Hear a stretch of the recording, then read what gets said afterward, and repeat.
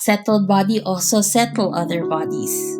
Hurt people hurt people. And hurt people gets into hurt partnerships, get into hurt families, get into hurt communities, get into hurt organizations. Today I speak with my coach, Lana Jelenjev. Lana is a consultant, facilitator, and mentor who helps organizations shape their strategic visions.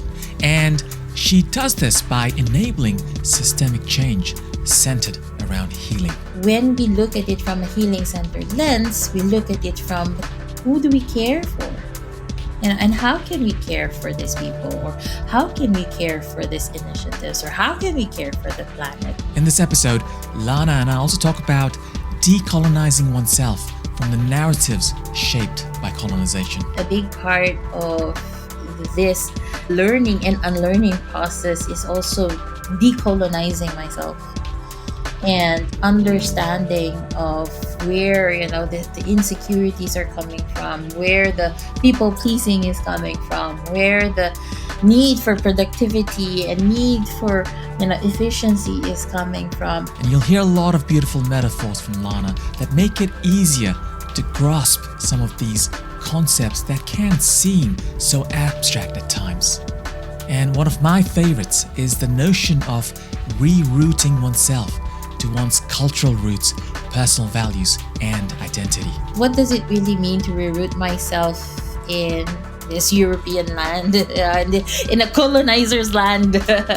How can I make it as a place where I can contribute from a place of grace, from a place of goodness, from a place of gratitude? And also, how can it be a place where I can, find roots again? I personally found this conversation to be pretty healing, and I hope that it does the same for you too. Lana Jelenjev, welcome to Design Feeling. Oh, thank you for having me. Thank you for joining me. I've been wanting to have you on Design Feeling ever since I started it. I remember Carlos Saba from Happy Startup School was my third guest. And ever since then, I'm like, I need to have Lana on the show. I think because you have so much wisdom to share with so many of us. And I've heard you speak at so many events, and, everything that you say, it just strikes a chord in my heart. And I always leave feeling so inspired, grounded, and connected back with my own self and my own roots as well. So I felt that, what better way to share how I felt with the rest of the world as well. Well, first of all, thank you for sharing that about how much my words have resonated, and what, that you've heard some of the things that I've talked, and of course the Vision 2020 program that we were part of together. I just feel so deeply nourished hearing how I've contributed, or my presence contributed to you. Absolutely. And I'm sure I'm not the only person who's saying that. So, Lana, imagine that you're waiting at a bus stop, let's say in Amsterdam, where you live, and the bus is a minute or two away, so you still got some time to kill. And let's say there's a 5-year-old kid standing next to you, and the kid looks up at you and asks you, "Who are you?" How would you answer to that 5-year-old kid? That would be a very quick one. My response would be, "I'm a mom." That's my quick response to people. So I'm a mother of a 15 and a 16-year-old, so teenagers, and loving this phase in their lives, in our lives as a family. So I'm a mom, I'm a wife, I'm a sister, I'm a friend. So those are all the relationships that carry so much weight for me. And aside from that, I also show up as I am as a person. And something that you speak so much about is embracing who you are, digging deep into your own self and finding what are the different components of yourself. And I know you've had some really challenging events in your life. You were diagnosed with breast cancer when you were 37, and through that journey, you went into your own journey of self-discovery, where you found who you really are within yourself, and you've used that self-knowledge to now help other people Mm. find their self and fill their cup. Mhm. Um, I would love to know, how did that journey pan out for you? What was the process you went Mm. through to find yourself? Yeah. So I would say I've gone through a lot of experiences in my life, similar to a lot of us going through different challenges, different events. And one of the things that was really, one of the experiences that was pivotal at that time was experiencing breast cancer at the age of 37, like what you said. And why it was pivotal was also because I lost my mom to breast cancer at the age of 49. Um, and a big part of my uh, perspective at that time was very much related to how I grew up being the caregiver to my mom when she was ill, and how that roles have been reversed. And I remember there was this evening where couple of I think a couple of weeks after being told the diagnosis, I was just crying my heart out to my husband. And at that time, our kids were just 5 and 7. And I was sobbing, snotty, just pouring all the cries. And I was telling my husband, I don't want to die without the kids knowing who I am. And my husband, as sensible as he is, just calmly asked, so how would you want them to remember you? And my answer was, I don't know. And that was really a hard truth to be faced with. Of at that age, I really didn't know. I really Wow. and that became for me, yeah, I would say the guidance in terms of, okay, but then how would I know? If I don't know Mm. myself, how would my kids know? So that set me off in the course of really understanding myself. Taking nonviolent communication course training helped me a lot in figuring out what am I feeling at that given moment, and also peeling through the layer of needs. What do I need? What would serve me? What would nourish me? And a big part of that also was a reframing on the language. So, growing up in the Philippines, I was brought up into this mentality of service for others, always thinking about other people. And if I think about myself, it would be considered to be, oh, but that's so selfish of you. So I grew up with this polarity around selfishness and selflessness. And Mm. somehow, when I was at that point, I was just like, but there is a middle line. There is a line where I don't see myself as selfless, where my boundaries are, are thrown out or are not respected.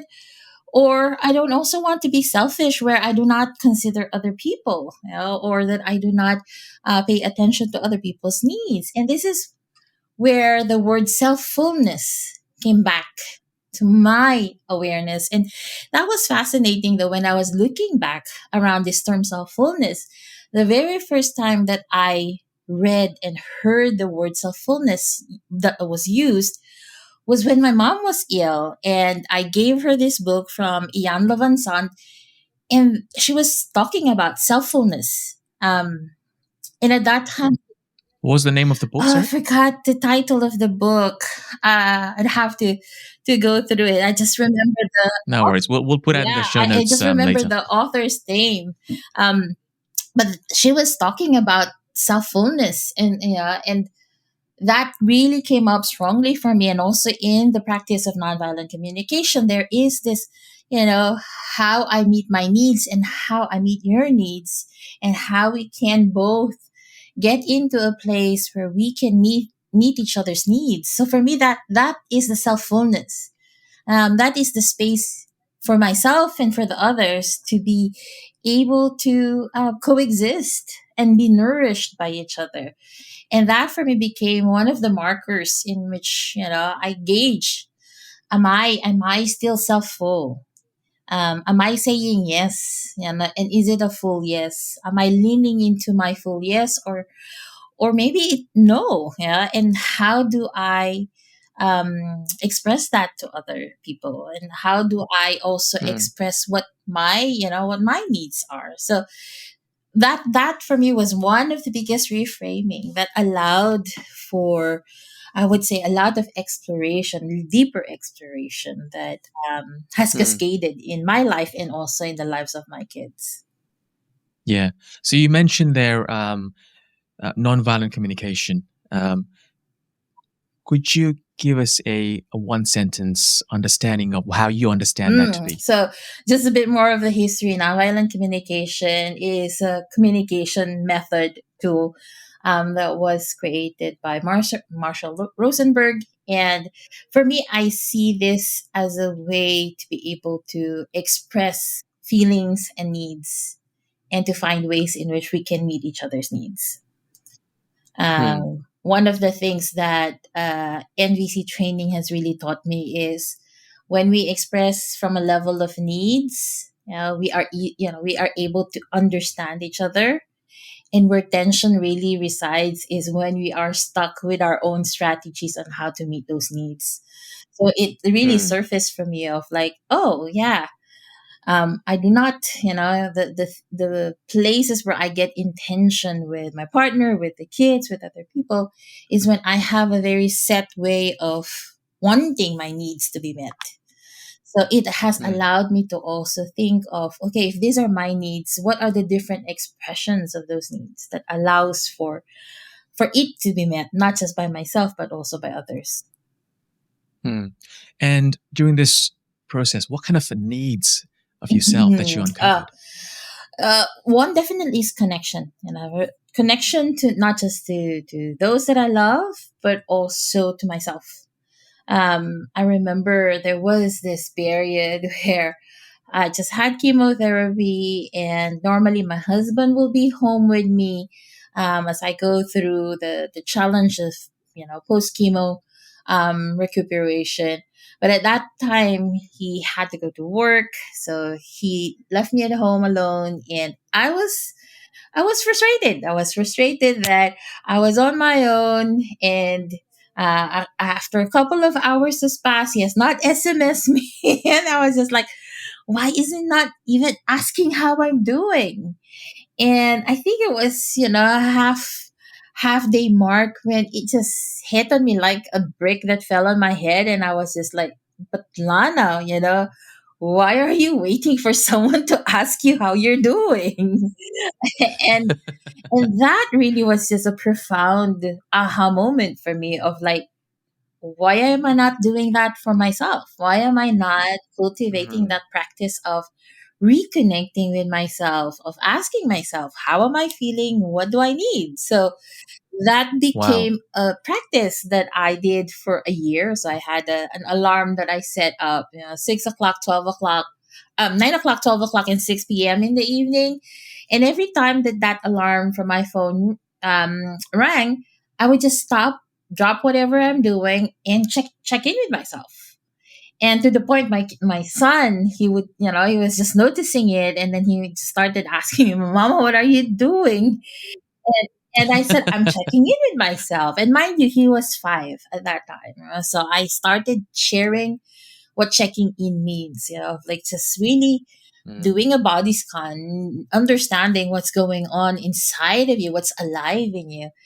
And so after a couple of probably days of seeing me do that, dropping everything, checking in with myself, he came home one day and he was just like, Mama, I'm going to come home and I'm just going to check in with you and ask you how you're doing. And up until now, he's 15. both of my kids, even my husband, they still do that.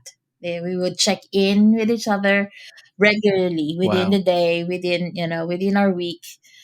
We have a process of every Sunday we have a family conference where we check in with how was our week, what are we looking forward to for the following week, and it has really cultivated a deeper understanding for myself, of what it is that I'm feeling at that given moment and what would I need to feel grounded, to feel more relaxed, and how I can share that with others. So, checking in and reconnecting with myself has been instrumental, because then it allowed me Mm, to show up in the relationships that I have in ways that I am more present, in ways that I am more grounded, and in ways that I am within my capacity.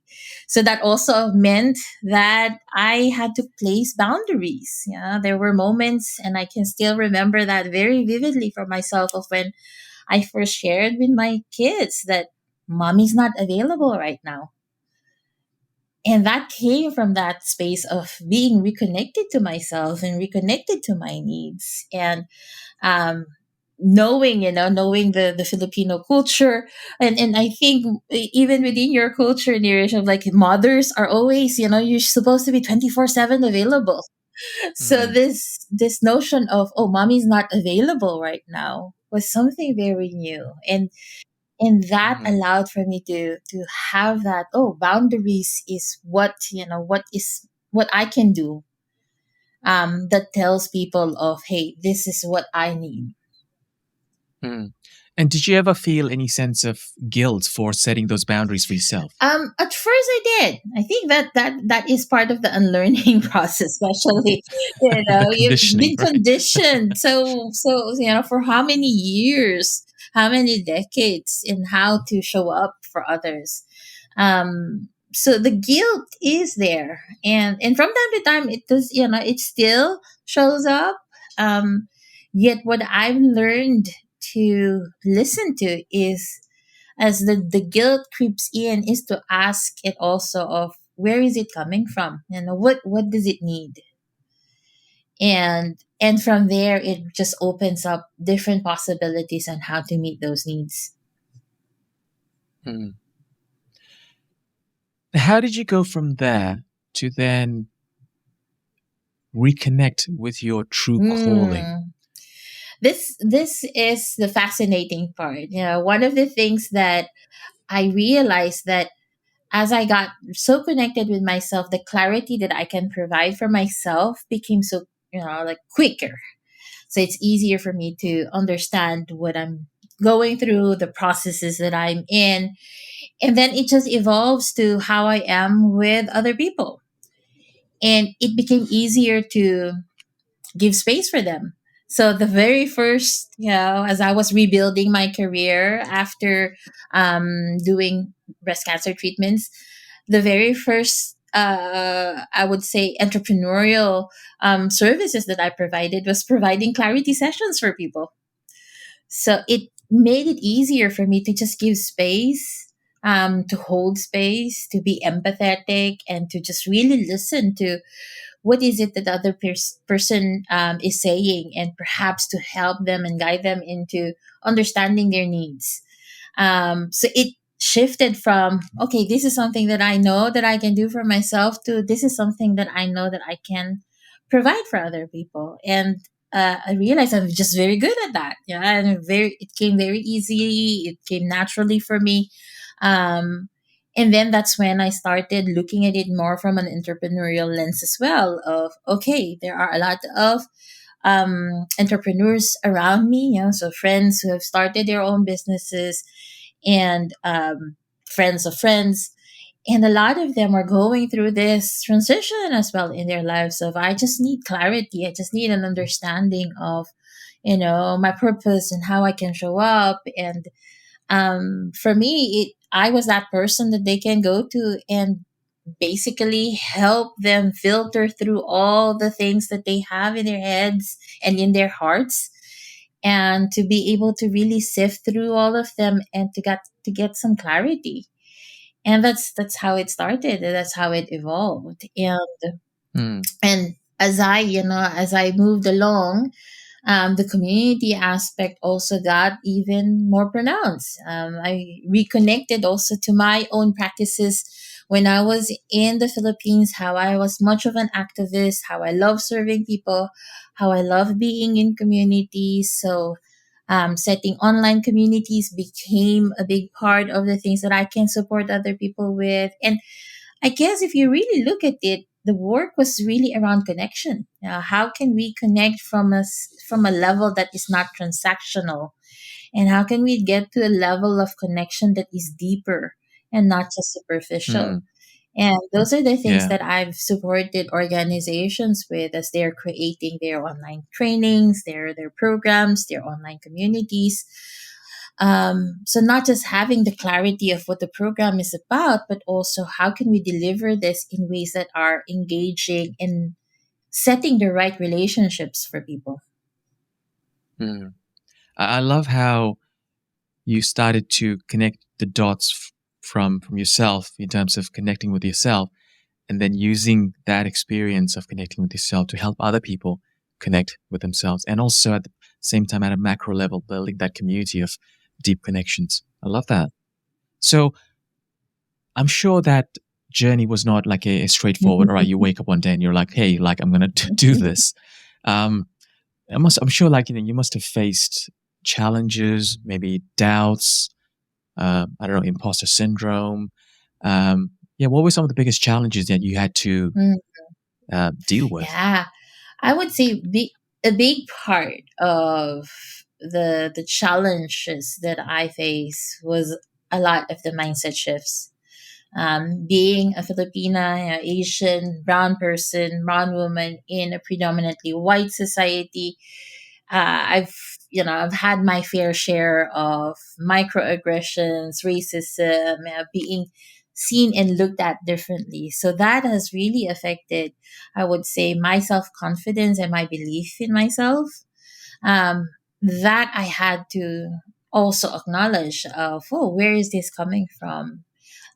So for me, a big part of this, the learning and unlearning process is also decolonizing myself and Mm, understanding of where the insecurities are coming from, where the people pleasing is coming from, where the need for productivity and need for efficiency is coming from, and how like what you said, the need for it to be linear, the need for it to be in this manner, where those are coming from. And understanding decolonization and somehow practicing it little by little for myself, and reorienting myself in ways that are more connected to my culture has helped me evolve in a way that, yeah, I would say gave me different perspective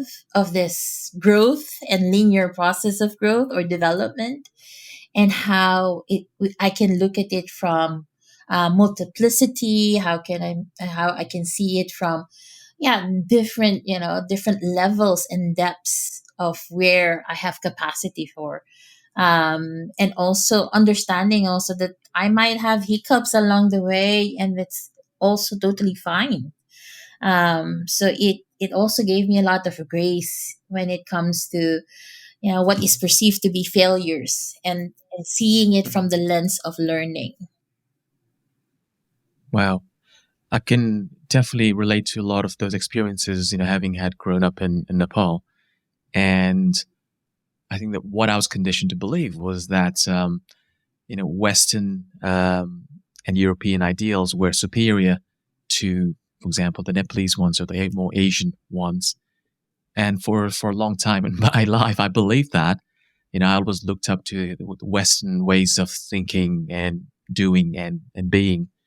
Um, and I think it was only more recently that I started to, yeah, acknowledge that conditioning in myself. Um, and one thing that I realized was that how much I've lost touch with my own roots and my own culture after leaving Nepal, um, and how much my own origin feels so Yeah, foreign to me. yeah. Oh, that that that that resonates so much for me. And this is also why for this year I chose rerouting as my one word intention of Mm, just what does it really mean to reroute myself in this European land, in a colonizer's land. How does, yeah, how can I make it as a place where I can contribute, from a place of grace, from a place of goodness, from a place of gratitude, and also how can it be a place where I can, yeah, find roots again. um, so I resonate with what you said about how much of this, uprooting from our motherland to here, has, yeah, somehow disconnected us. One of the things that helped me in this process is just to also understand that our ancestors are with us, wherever we are in the world. And it helped me to reconnect to that part of me that somehow I thought I lost.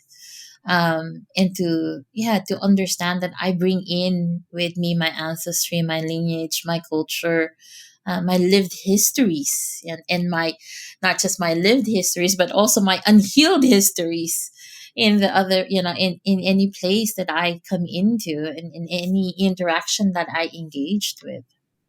mm. Lana, could you help me understand how are our ancestors with us? Mm. Well, in the first place, we wouldn't be here without them. So we are the products of the choices that they made. So in the same vein that they could have struggled and have made certain choices that we probably do not agree of, um, yet, their main existence has allowed us to be here. So in the here and in the now. So for me, that is that part, right? So I am a product not just only of the struggles that my ancestors have, but I'm also a product of their resilience, of their hope. I'm the living, breathing, what's this, entity Manifestation. of manifestation of their dreams and their hopes. So for me, that gives me so much, awareness that they are with me wherever I am. Mm. I love that notion because I think that's such a an instant reframe to help you connect instantly with your roots. The fact that you're always connected. You can't let go of that Yeah. connection.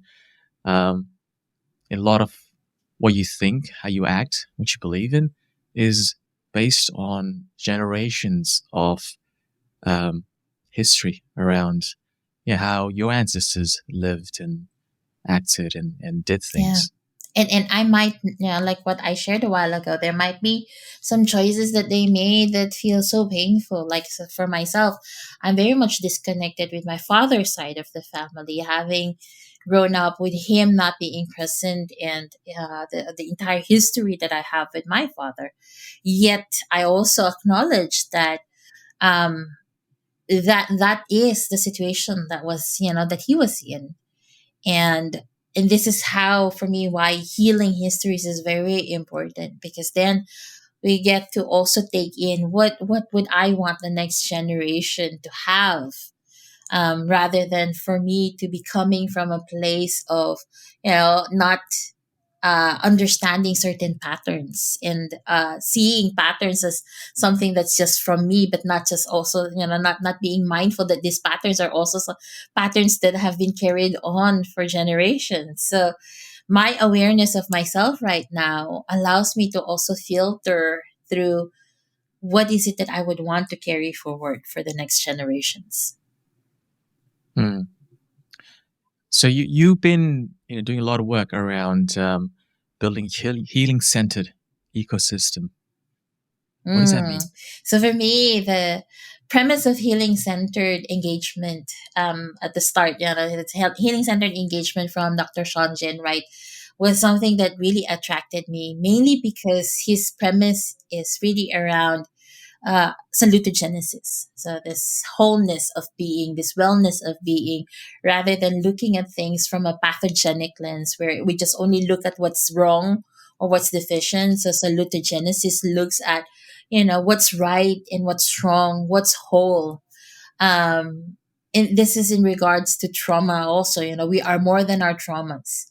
So I love the framing around healing centered engagement that I learned from Dr. Sean Jin right after taking his practitioners program around it. And for me, I wanted to broaden it, into an ecosystems perspective of healing if we are healing centered as an ecosystem, similar to how we see, the nature, how nature heals itself, how our bodies try to find, ways in which we can get into balance. So we are healing bodies. um, and in such a way, we are also healing ecosystems. So how we interact with the planet, how we interact with each other, how we interact with our past and our future.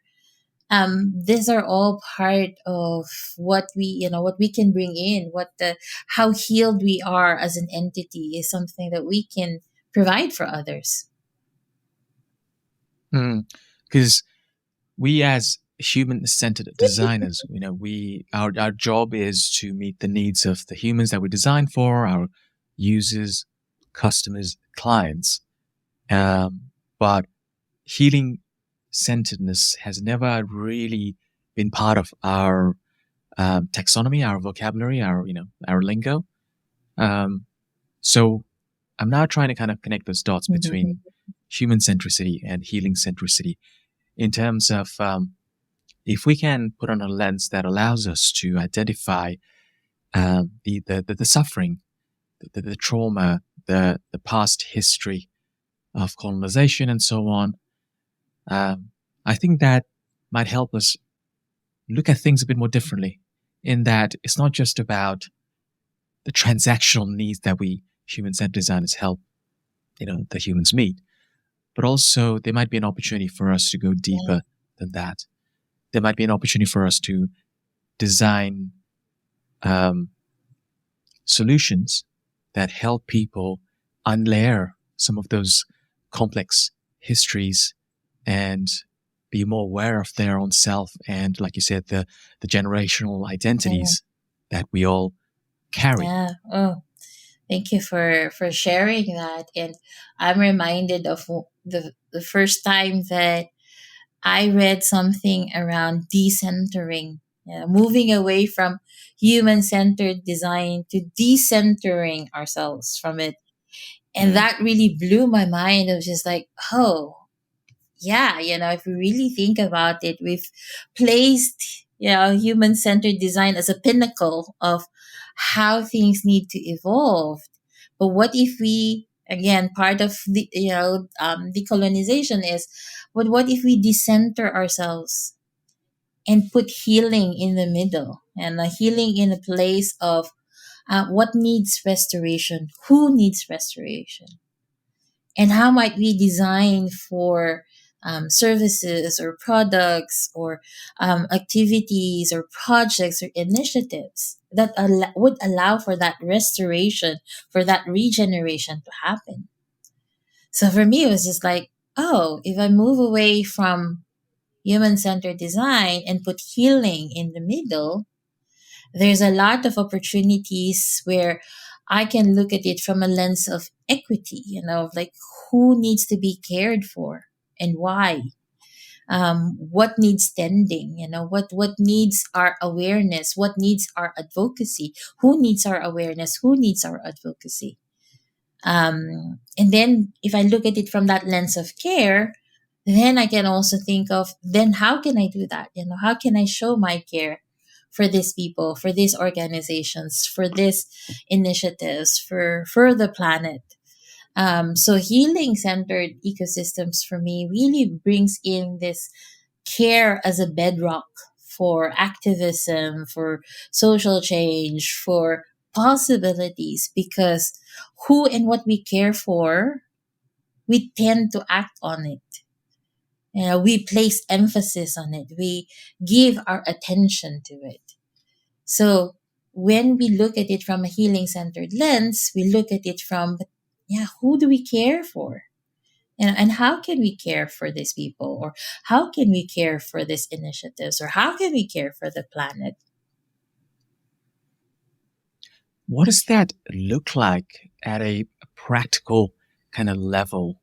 And the reason I ask that question is I have been trained to operate within this ruthless capitalist system where, time is money, resources are limited, and we have to create as much value for our clients and for the organizations we work for by understanding the bare minimum of what is Yeah. needed that we need to understand about our clients and customers and deliver some kind of value on that so that the companies and the organizations can make some profit out of it. Can those two notions Mm, coexist? The healing centered ecosystem, and then there's this other ecosystem which is yeah. purely based on profit and Yeah. revenue generation. Yeah, I guess there is this mindset shifts that needs to happen. Like from what you've shared, right? Time time for me is relative. What might be fast for you might be slow for others. What might be slow now can be fast for others. So it's like there's a relativeness to time. What do you mean? So, like, say for example, what I can do in 10 minutes might be something that somebody can do in 5 minutes, right? So when we shift our relationship with time as being relative, then the projects that we take in takes also that perspective of what can we do together now based from our capacities, based for our understanding of who needs to be taken care of. So on a practical lens, given your question, there's a lot of mindset shifts, right? The mindset shift around time, not as something that is linear, but something that is relative.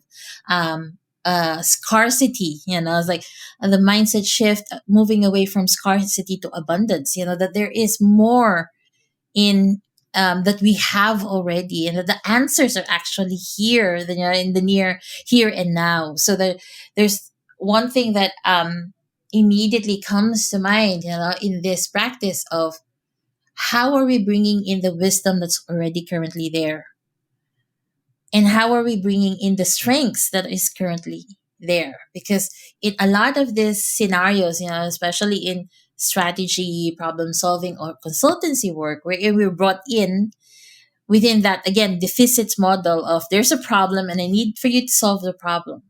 But what if we shift it to say what's already working well, and how can we amplify that?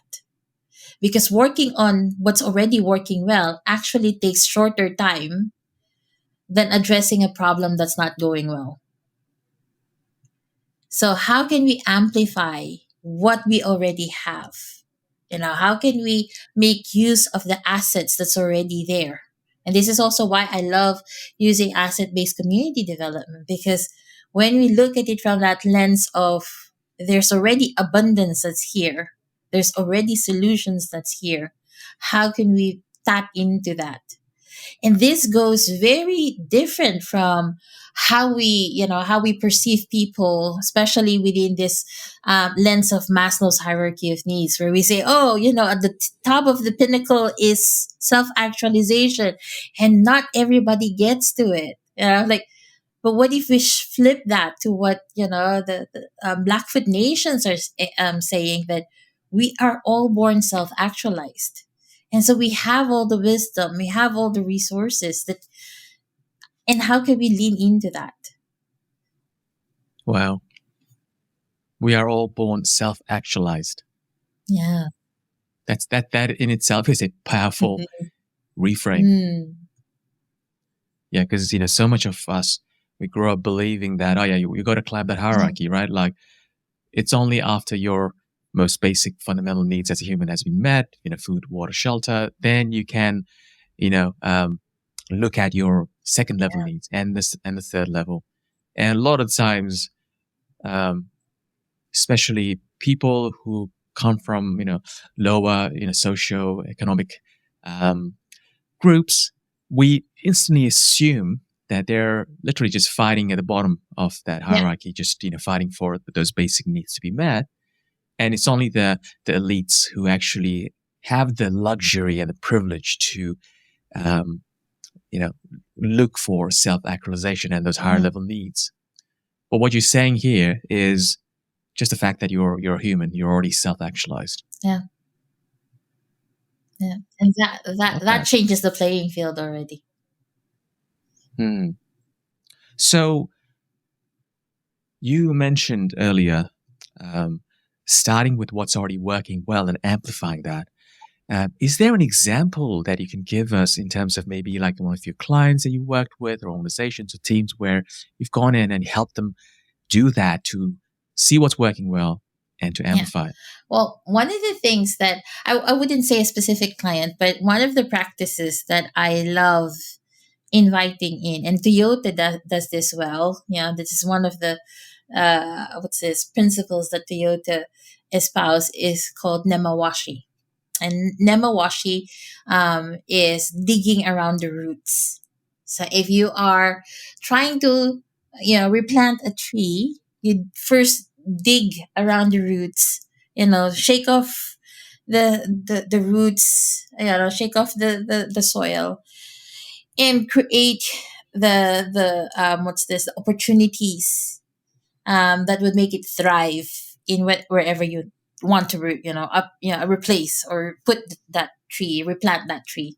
So in this practice of nemawashi, the practice is all about asking people already of what are the solutions, what are possible ways in which we can tend to a problem. So rather than saying, hey, here I come, here are my solutions, this saviorship mentality, like coming in as a savior, you do it in a way of being a steward. Like, these are a group of people who are immersed in their problems, who are immersed in their daily lives already. And it's not as if they haven't thought of solutions. They probably have thought of solutions, but they lack our resources and how to make those solutions happen. So rather than, in this ivory tower of consultants and experts and strategies, go back to the people and ask them, like, hey, this is yours, this is what's happening. What are the solutions that you thought of? What are the things that you can share with us about? So this practicing of asking people who are with the lived experience of the situation enables us to really get into the heart of things. And so when you go back, to strategizing, to offering, solutions, people already know because they have already given you ideas. They've already given you somehow a consent on, hey, this is what would work. So the practice of nemawashi for the Japanese culture, for me, I find it interesting that this is something that we fail to do in as consultants, as strategies. Again, this saviorship mentality, which is very much a colonizer point of view of, hey, I came here to save you, I came here to what's this, to take you out of your savagery. um, so for me, when I lean into that offers so much possibilities. And like I said, it takes a lot of time at the start, yet the time that you get at the end would most likely be shorter, even because you now have something that you can bring back to the people and have their consent easily, or have their buy-ins to it easily, because they are solutions that came from them. So if there's someone listening right now who, let's say, is a change maker, whether that's in an organization or outside of an organization, and they are trying to build a solution to improve lives, for example, and let's say they're brought in, and if the companies who are paying for you to come in and solve a problem for them, what did they tell you? It's your job to solve the problem, not our job. We're too busy doing whatever we need to do within our roles. Why are you asking us to be part of this? How would you get them started on that journey of co-creation? Mm, I would say there's also the question of, if people are not yet ready to be in that space of co-creation, attend to the resistance. Yeah, what is it that they need to be able to get into this space? So listen to the resistance as a place of understanding needs, understanding what might be that they're grieving about as well, because I can imagine, for people who have dedicated most of their lives creating a system that works for them, that you coming in to say, hey, this needs to be changed, or this needs to be upgraded, it needs to be different. There's a lot of attack to one's identity, to one's capacities that they've built up. So being that stabilizer who has kept this system running, listen to the undertones of what is it that they're grieving about. What is it that they're holding on to that they cannot let go? And why is this relevant for them?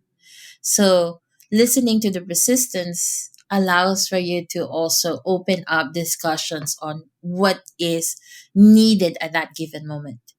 Because yes, you're there to provide solutions, and at the same time you're also there to make those solutions happen. And that can happen when people are more receptive, more open, more understanding, and more aware of where everybody is at, when it comes to bringing them along the change journey. And oftentimes Hmm. it might also mean that other people are not there, if like that there are people that we cannot bring along in the journey because they don't want to be. So then there's a question of, um, how can we have those difficult or challenging conversations with these people, especially when Hmm. change is very needed. Yeah. And what are your favorite ways or techniques to listen to some of the resistance and acknowledge it? Mm. Well, definitely one-on-one conversations are good. Facilitated conversations, are Hmm. also good. One of the tools that I love sharing is the Satir Change Model. And I know I've shared that with the Vision 2020 program. So the Satir Change Model is an easy, very, very easy way of plotting, where are people at in this journey of change, and how might we make it visible so that people can really see, like, are there a lot of people in chaos right now, or are there people that are still in their status quo, in their comfort zone, and how can we voice the resistance to whatever foreign element or to that change that is needed. And maybe there are people who are already are in integration and practice that, and how can we tap into these people so that they can help bring others along. So having visibility of where are people at in the change journey, as an organization, as individuals, as teams, so the different layers around it helps to really visualize, and see, um, where can we provide support, what is already strong, and how can we amplify that, and where are the gaps where we can use our strengths in amplifying those, in supporting those gaps. Hmm. Yeah, I love the status change model when you showed it to us in our Vision 2020, the business program that we were part of at the Happy Startup School. So I'm gonna include a link to that model in the show notes as well. So if you'd like to dig a bit deeper into that model, and I think one thing that it helped me understand was how different people you interact with and try to influence might be at different stages of readiness in terms of where they might be in the journey. But what it made me realize was that a lot of times, when you go in as a consultant or a designer or a change maker in an organization, you tend to go in with this one size fits all approach in terms of, okay, here's a process I'm going to follow. It's the best process. You need to follow Yeah. it. And without actually really acknowledging, where are people? How are they feeling? What are they scared of? What might be they, like you said, what they might be grieving. And a lot of times we never really appreciated the importance of doing that because, work, the actual work, always took priority. It was never about people. It was just about, shipping Yeah. things, getting things done. Um, so how do you even start to shift some of that mindset that, hey, this is actually important to do this rather than just, shipping and churning work constantly and hitting Yeah. deadlines? I'll bring that back to how we started this conversation, to connections, to understanding that we are all integrated.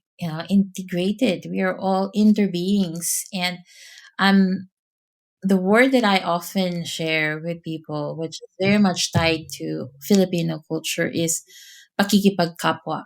This kapwa in Filipino psychology means our shared humanity. So I see myself in you, you see me in you. So this shared humanity is something that is important for us to recognize.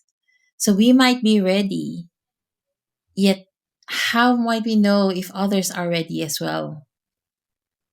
And Mm. we can only do that when we are connected with each other. When we know what is going on with the other person. This is also why I emphasize on, let's shift from the golden rule to the platinum rule. From the golden rule to the platinum Yes. rule. So the All right, I'm platinum curious. so the platinum rule is treat others in the way that they want to be treated. So if we are Mm. understanding of what people's needs are, because like what you said, we come in as consultants with this one track mind because we think, this is what has worked for us. This is our own perspectives, right? This is our own lived experiences. Yet if we really connect deeper with other people, we then get to recognize their own lived experiences, their own strengths, their own perspectives, their own needs. And how might we, as we provide support, as we provide services, how might we tend to their needs? Because at the end of the day, they are the ones that we're designing for. Wow, wow. I think, yeah, there's so much to process here that really, I guess, conflicts with a lot of our current mindsets around how to deliver work, how to solve problems, how to work with people. Um, what's the first simplest step that we can take to get started on this journey? This is what I did. I would say this is that first step, to pause. Yeah. For us to be out of our go to patterns, to be out of our frames of mind. It's just to really take in the time to pause, take time to reflect. Why am I doing this in the first place? Why is it relevant for me? Why do I need to shift? And as we get into, again, this place of deeper connection with our essence, deeper connection with what we value, then we also get to shift our other mindsets around how we'd want to show up in life, how we'd want to show up in work, how we'd want to show up for each other. Pausing to me seems very scary. It's like when you're paused, you're not doing any work, you're not producing, you're not being productive, and the world will end, right? It will create all these scenarios in our head when we just slow down, pause, and stop. And I know, like intellectually, that the world will still go on. How do you pause, and how do you convince yourself that it's safe to pause? The convincing, I guess, I don't have to because I've already have lived experiences of when I paused and what it did for me. Right? So I have a distinct memory of why pausing became an integral part of who I am right now. So I can give an example with my breast cancer journey. The pausing that it needed for me to heal allowed me to connect with myself. And I am who I am now because I took the time to dig deeper into who I am, how I want to show up, how I'd want my kids to remember me, how I want to live my legacy rather than leaving a legacy behind. So for me, So live your legacy rather than leave your legacy. exactly. So for me, Tell us more what that means. this is me being able to know the agency that I have right now in choosing life in the way that I want to show up. And that was made possible because I paused. And I took the time to look at my patterns. I took the time to recalibrate. I took the time to reevaluate what really matters for me. So I have, for me, like, I don't need to convince myself that pausing is important. Uh, because I've seen it firsthand for myself of what it allowed for me to, to evolve into. What might be challenging and what might get in the way with that pausing is the desire to contribute. The desire, like what you said, oh, but the world is burning and there's just so many things. And that's when I give myself the grace that's needed to say, yes, the world needs me to show up and the world needs us to show up. So for me to be able to show up in ways that contributes to the people that I care for, to the causes that I care for, is for me to be replenished myself, for me to be restored myself, to be, in as much as possible, to be the healed and settled body that can settle other bodies. And that needs, and that takes time and that takes pausing and sometimes pivoting, and that's the grace that I give for myself. Hmm. Yeah, I remember you saying settled bodies settle bodies. Yeah. What's the role of the body here? Mm. We are all regulating and co-regulating each other. There is this Sufi leader who said, essentially we are just one nervous system. All of us, all of humanity is just one nervous system regulating each other. Because if I show up as my regulated state, as this settled body, it affects who I engage with. And that settled body also settle other bodies. And it's the same way if we look at trauma, hurt people. And hurt people gets into hurt partnerships, get into hurt families, get into hurt communities, get into hurt organizations. So we want to also then not just look at the hurt, but also how can we look at the resilience? So if I can get into my grounded state and show up in my calm, collected, connected, and grounded state, then that settled body can settle other bodies. And then that creates the ripple that's necessary for all of us to show up.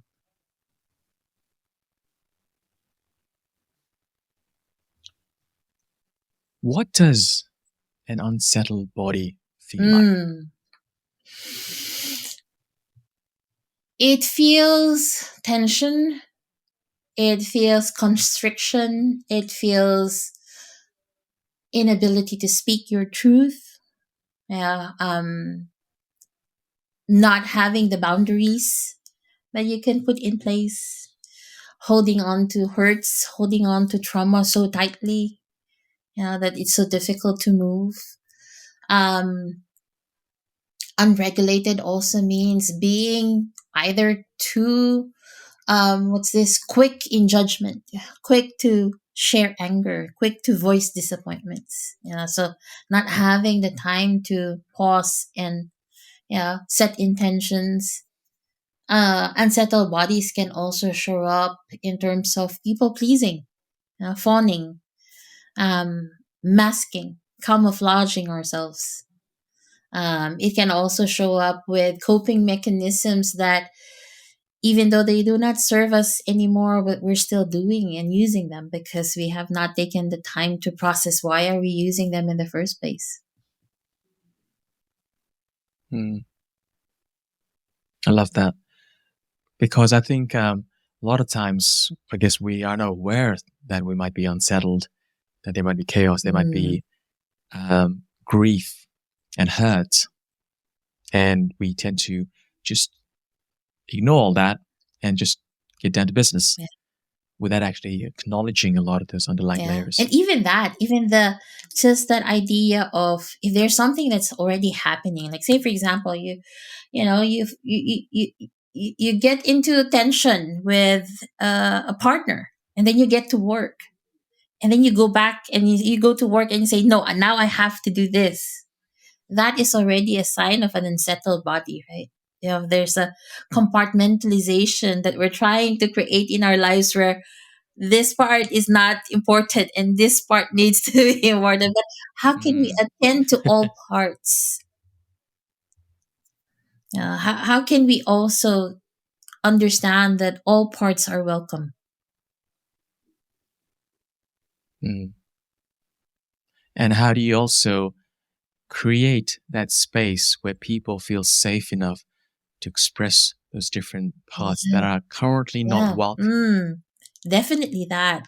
Like for myself, when I share with people, my okay, if it's a full yes, it's easy, right? I'm like, yes, I can do this.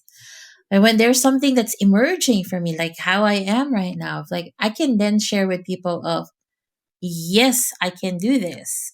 And at the same time, there might be some things that might get in the way of me being present for this.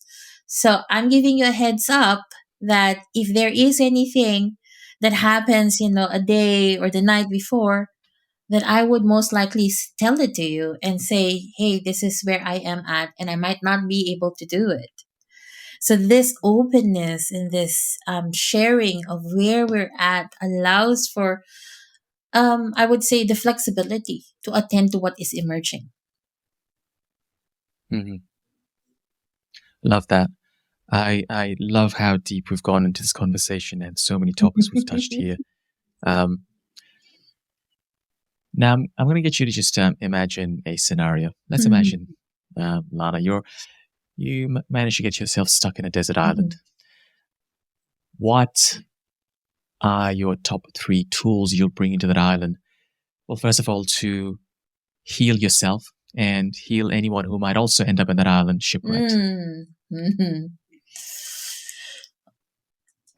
Okay, aside from the practical, right? You would need something that would, that you can hunt for. And so aside from the practical, I wouldn't need anything else, just myself. Yeah, because our presence, our lives are already gifts for people.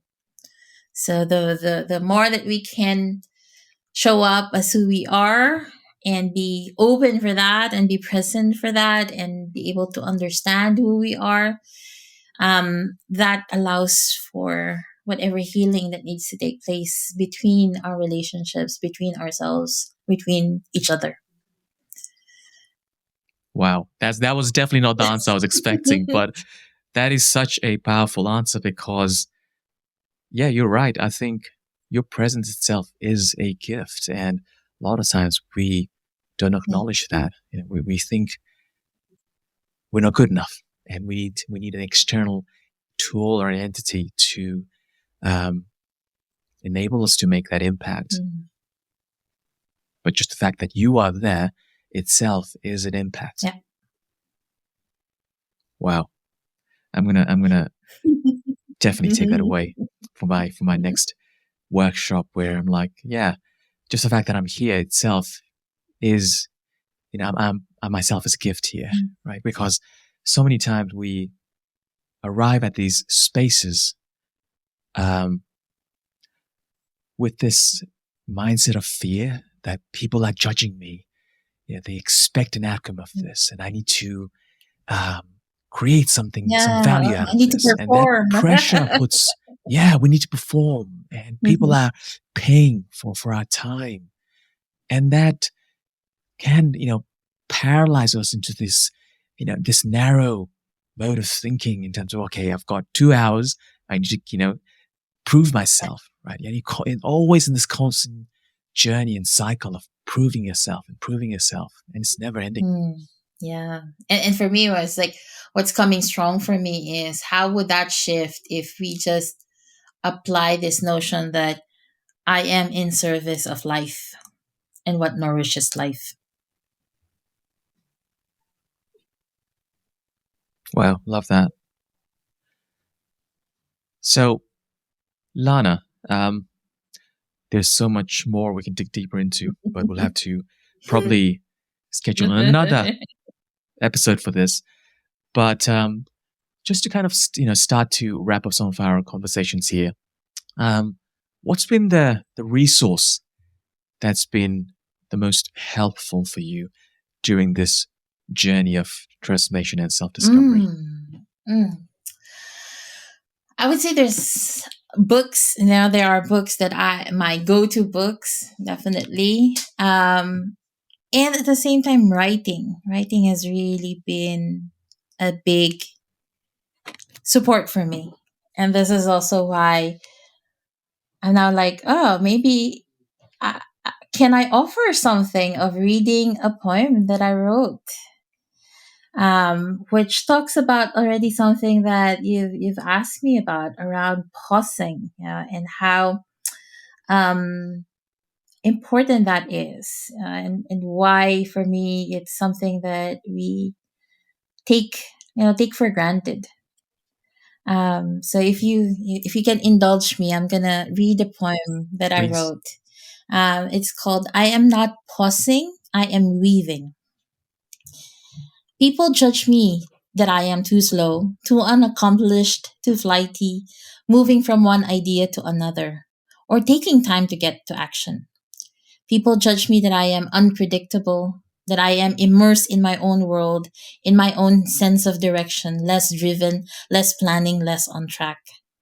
People judge me that I am chaotic, too comfortable in emergence, less likely to succeed, too stuck in my senses, less linear in growth. People judge me for my decisions, for the pivots and the changes I made, for the potential that they saw in me, not living up to the version they wanted to see. Yet I traversed through life differently. What they didn't know was I was always in motion.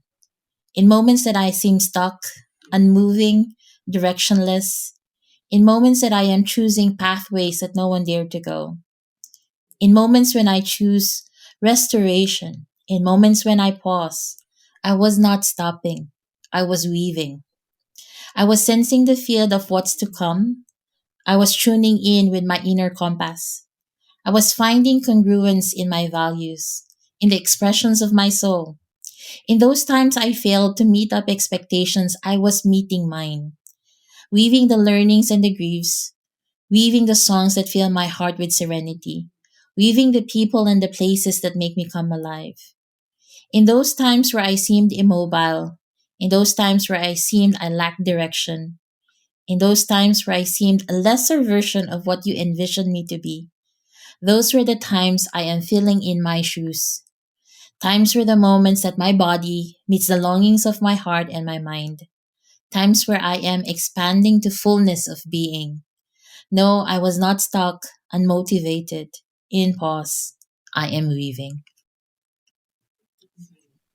Wow, love that. That is such a powerful recital of such impactful words there. Um, thank you so much for sharing that, Lana. And that was our first ever poem recital by a guest on Design Feeling. So looks like you might have started a new trend here.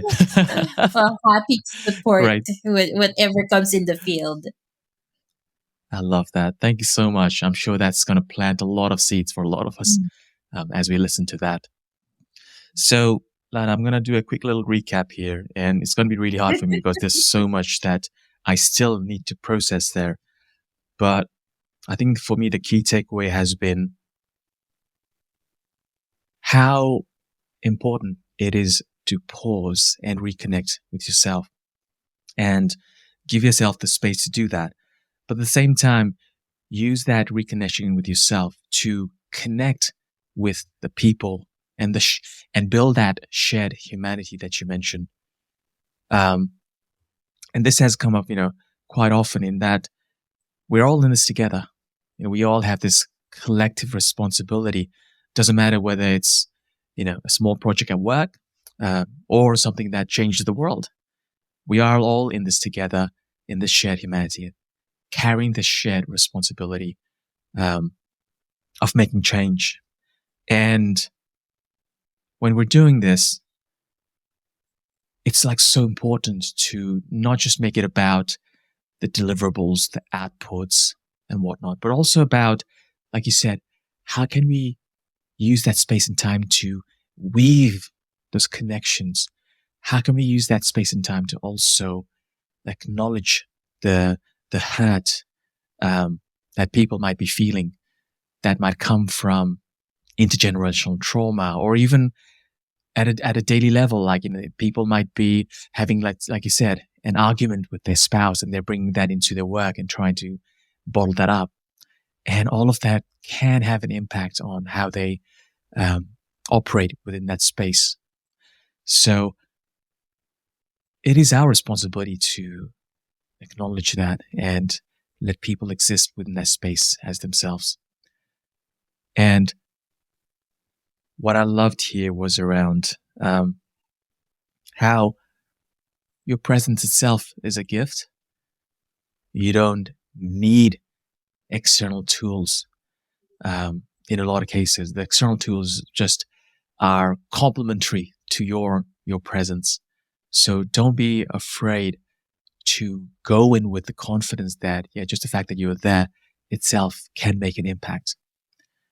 And also all the conversations we had around, getting back to our own roots, um, and let yourself decolonize and decenter some of the conditioning that we've been brought up in to really reveal our true way of being. There's so much there that I've taken so many notes here that I'm gonna have to go back and process again and again. It's not one of those simple concepts that I can basically say, okay, I now understand it, now I can change my life. I think for me this feels like a lifelong Yes. journey, and I'm sure you've helped a lot of people who are listening right now take that step towards their journey. Mm. So thank you so much for that, Lana. Thank you for your presence. Thank you for, again, sharing your wisdom and insights here with me today. I really appreciate it. Well, thank you again. Thank you for inviting me here, and thank you for letting me share my voice. And uh, hopeful that this has steered something in people, and looking forward to conversations that might come out from this. Great. So if people would like to find you online or follow your work, or maybe be part of some of your work, how can they do Yes, that? so easiest way would be to check out my website, lanajelenjev.com, or linked up with me in LinkedIn.